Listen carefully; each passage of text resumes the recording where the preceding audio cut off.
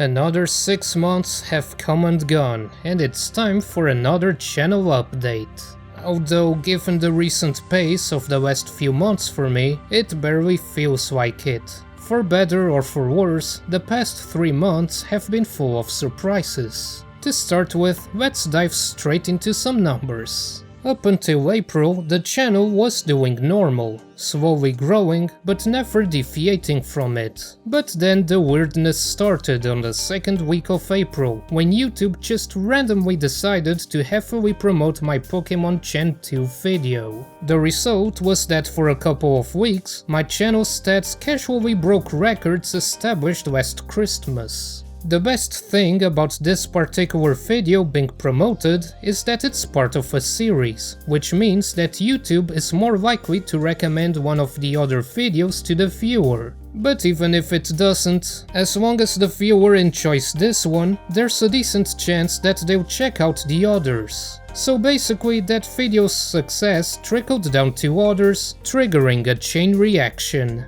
Of course, that didn't last forever, but the channel stats did stay above normal for a bit, and the Saga video helped give it a second wind.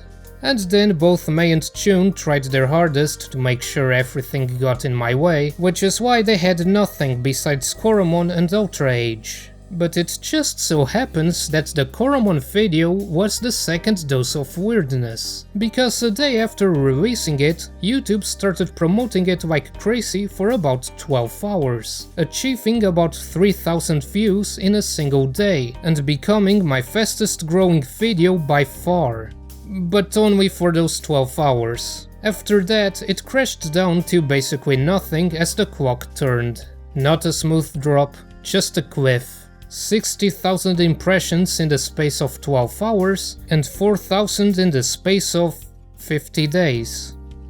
That's totally natural behavior. When the hour ended, YouTube decided that everyone no longer cared about the game and stopped showing it on the recommendations list, so the analytics completely tanked since then. This happened with Ultra Age as well, but on a much smaller scale. That makes sense given how niche the game is, but my point is, this weird spike happened again and I don't understand it. It's also not exclusive to me. I've read comments from other YouTubers who experienced the same thing, where the day after it's released, the almighty algorithm spams the video for some hours before effectively killing it forever. One theory that I've heard is that it's due to shorts. Maybe because YouTube's management wants to compete with TikTok, so it's pushing for disposable and easily digestible content all the time, or because the algorithm looks at shorts and tries to apply the same strategies to regular videos. Everything I've seen and heard about the performance of shorts is that there's only 2 options, each one at opposite ends of the spectrum. Shorts either fail hard and never get anywhere, or they get pushed really hard and get ridiculous amounts of views in a matter of days. The problem with this theory is that the algorithm's main goal is to make YouTube money, and by all reports I've seen, shorts only earn a tiny fraction of what regular videos make, because they are short. Regardless, I'm testing that theory with this video you're watching right now. You see, before that spike in April, I released 2 videos in quick succession. Neither of them did very well, and one of them actually was one of the worst performing videos I've had in years. Therefore, I expected YouTube to nuke my channel for a while, but instead the opposite happened. So I'll be releasing this video exactly 3 days after the Sudeki video, just to see what happens. If nothing else, it will at least satisfy my curiosity. Anyway, life goes on, and this year so far, there hasn't been anything that made me want to smash someone's face into the pavement quite as much as last October. Instead, it has just been a series of low-key frustrations with parts of my life. But that's stuff I can work around to some degree. For most people, human malware has become yesterday's news, both because no interesting developments have really happened, and because the world is currently on fire. Right now, the subject dominating the news is the war between Ukraine and Russia, which as usual has resulted in regular people getting their lives turned upside down while big politicians sit far away from any danger, jerking themselves off and sending their strongest thoughts and prayers. And tweets.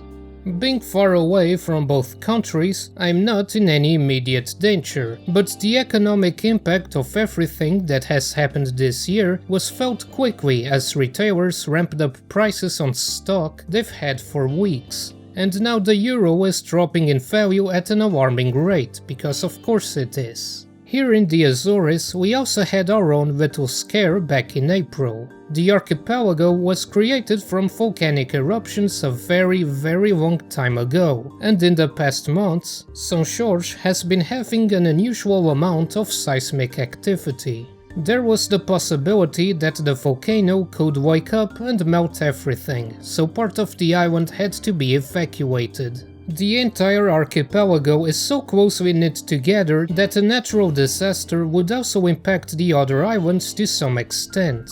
Corfu is particularly susceptible because it's really tiny, with a population of less than 500. On the bright side, if we all die a burning death, at least you can remember us in Flight Simulator. And now I am circling back to COVID. June is when we have some big festivities every year, but due to the pandemic they were cancelled on the past 2 years. But now that COVID is yesterday's news, everyone is jumping to get back into the fray, and as usual, my father got involved in some of the events. It kind of looked like we were past this problem, but this late in the game, it didn't stop my father from getting infected with COVID presumably sometime in the first couple of days, around June 20 or 21. I say presumably because we thought it was just a cold at first. My mother and I both got sick a couple of days later too, and we did some COVID tests but none of them were positive. A couple more days later we did another test, and we were all positive. So far, my encounter with COVID hasn't been anything special. The day after I fell ill was nasty with a big honking headache, but otherwise it was basically just a bad cold. I had a runny nose, a sore throat, and a lot of coughing.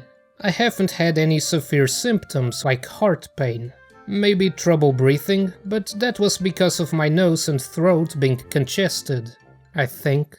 On July 1st, my father and I both tested negative, but my mother was still infected for a week more. Since then, we have been slowly recovering. In my case, I'm still coughing a lot, and my voice hasn't fully recovered yet, which is why it sounds a bit different.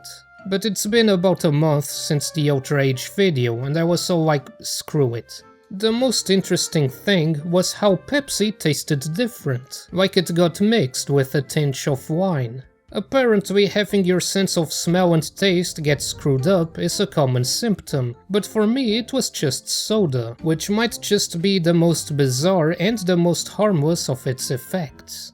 Yeah, its effects. That's something that we still don't fully comprehend, and what scares me the most is the so-called long COVID. It describes the long-term effects that people infected with COVID can suffer from, whether it is from the initial damage it does to your organs, or from lingering symptoms that flare up sometime after you were supposed to be fully healed.